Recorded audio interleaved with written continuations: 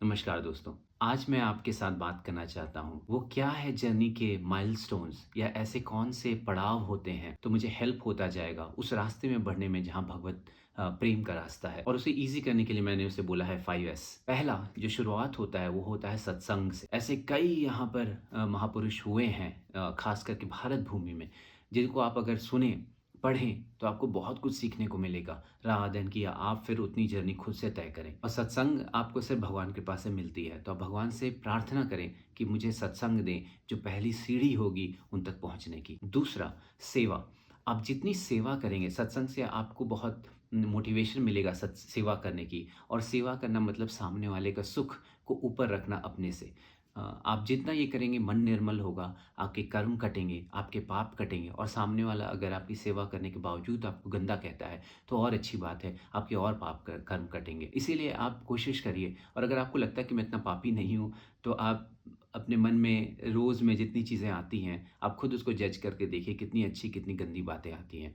तो कई पाप तो पहले के किए हुए हैं आपके और सेवा सबसे सबसे सरल तरीका है अपने अहंकार को कम करने के लिए। तीसरा है स्वाध्याय।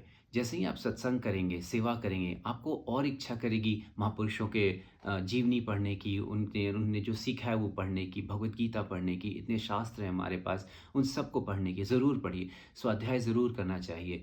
देखिए, कोई भी चीज़ को पहले आप ज्ञान से थोड़ा सीखते हैं, तो आकर्षण होता है उसमें।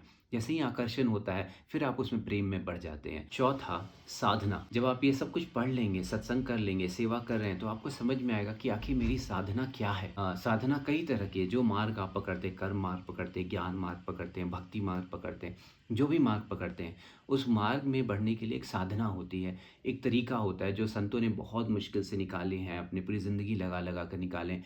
तो वो एक तरीके से आप बढ़ना चाहें तो वो साधना कर सकते हैं। और पाँचवाँ है मेरे हिसाब से शरणागति। शरणागति क्योंकि एंड में आप जो भी मार्ग पकड़ें, एंड में आके आप शरणागति में हाथ उठाएँगे ही उठाएँगे।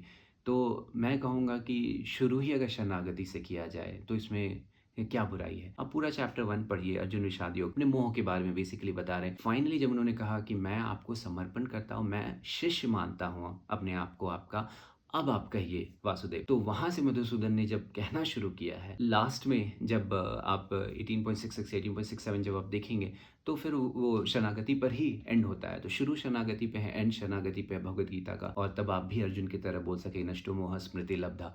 मैंने जान लिया जो मुझे जानना था, मेरा मोह खत्म हो गया। सर्वधर्मान् परित्यज्य मामेकं शरणं व्रज को अहं त्वा सर्व पापेभ्यो मोक्षयामि मा शुचः।